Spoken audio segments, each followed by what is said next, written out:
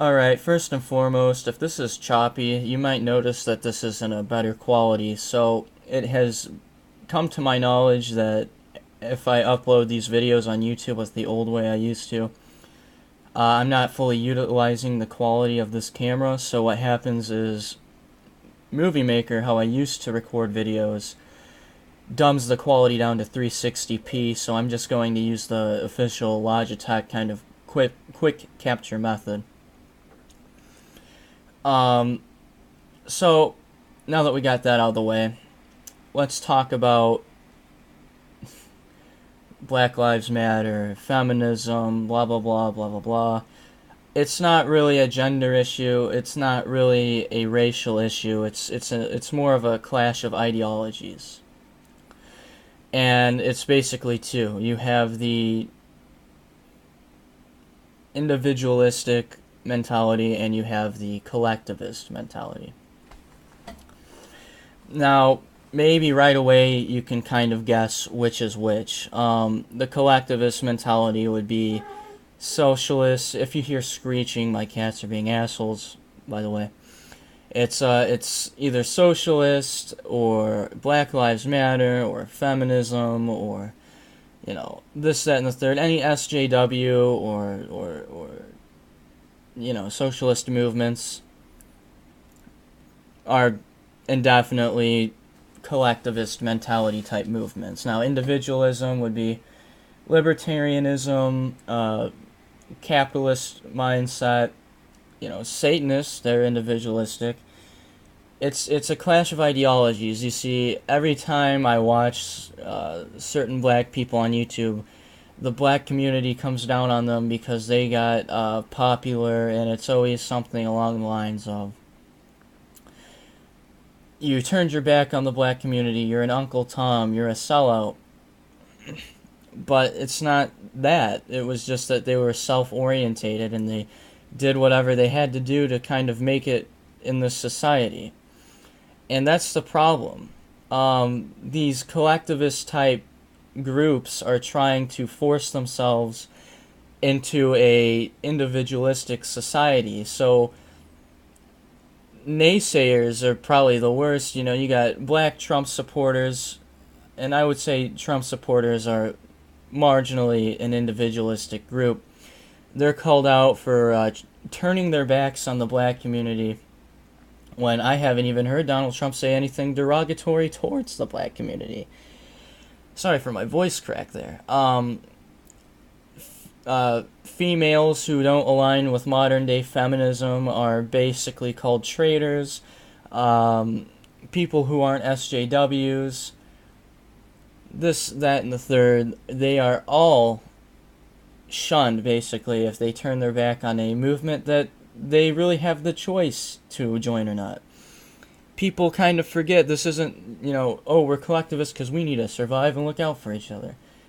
People have a choice in this country to join your, weird social justice fraternity or not. In Black Lives Matter, people are so pissed off that some black people don't want to be part of their weird race-baiting cult, or some feminists are just totally shocked that some females don't really care to be feminists.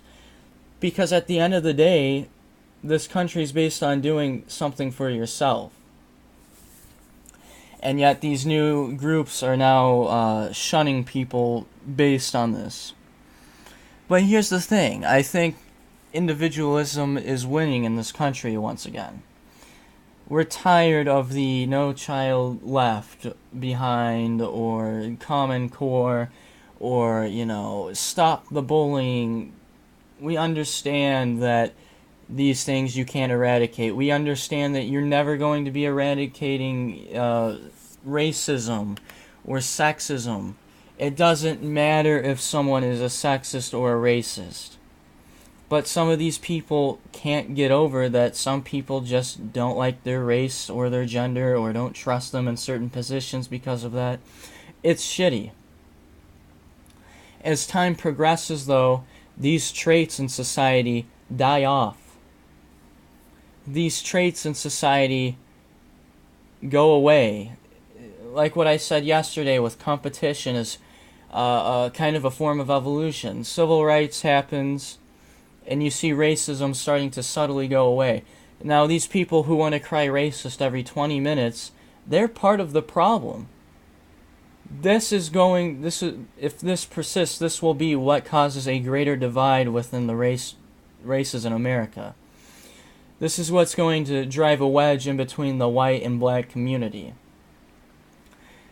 I don't really think the Israelite street protesters are really going to be the ones who do it, because everybody knows they're fucking insane. And if you don't know who those people are, they're basically the black people who claim to be the original Jews, and they sit on a New York City street corner and cuss out every white person that walks by them.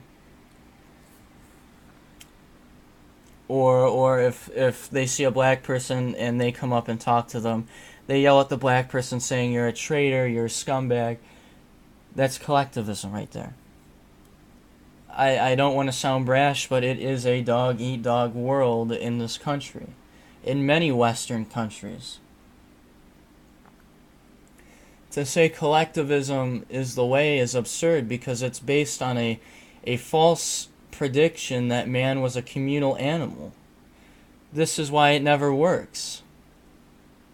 This is why you're seeing a regression in race relations, a regression in I guess gender relations, because people assume these boisterous dying groups to be the bulk of the movement. And now they think, every black person's probably like this, every white person's probably like this, every woman's probably like this, or every male's probably like this. This is not doing anything but causing more greater divides and more unwarranted discrimination with people.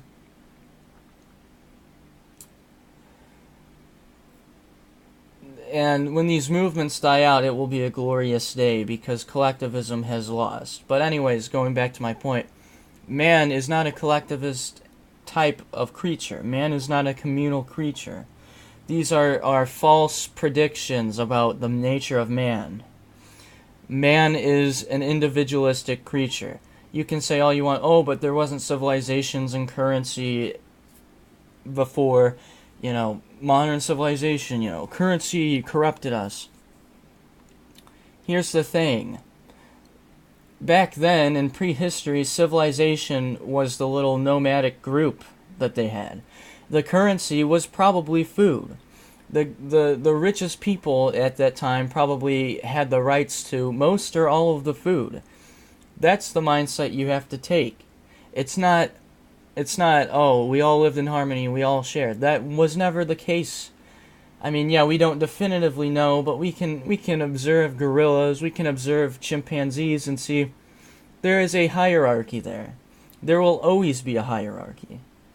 That doesn't mean you can't try to be in the upper echelon of the hierarchy. That doesn't mean that you can't be a benevolent upper class person. But that doesn't mean that they should be punished for making it to the top either. But it's not a race issue. It's not a gender issue. It's an ideological issue. These antiquated 19th century beliefs have been made to be trying to be installed since probably the late 80s. Every child gets a trophy. There's no losers. Censor your child from this. Censor your child from that. This causes a revolt. This causes the evil, toxic masculinity that you feminists hate, or those evil, colonialist white people. Because people are people. I'm not white. I'm not Austrian. I'm Austin. I'm a person. It would be ludicrous to think I should stick out for a fellow white person. I don't see why they don't take the approach with black people too. And don't give me the we're oppressed issue. That might be true in some cases, but I have seen plenty of black men on YouTube who have gone above and beyond and have made a fruitful life for themselves. And yet they're being called, I'm being called an Uncle Tom. I'm being called, a traitor. And I didn't even know that I was part of some collective black group. The individual should come first, not the group. There's always going to be differences in a group. How arbitrary to state that the whole of black people is a one homogeneous group. It's just absurd to lump these people into categories like that. And I think this election is the death knell, at least in America, for collectivism. It's over. Peace out.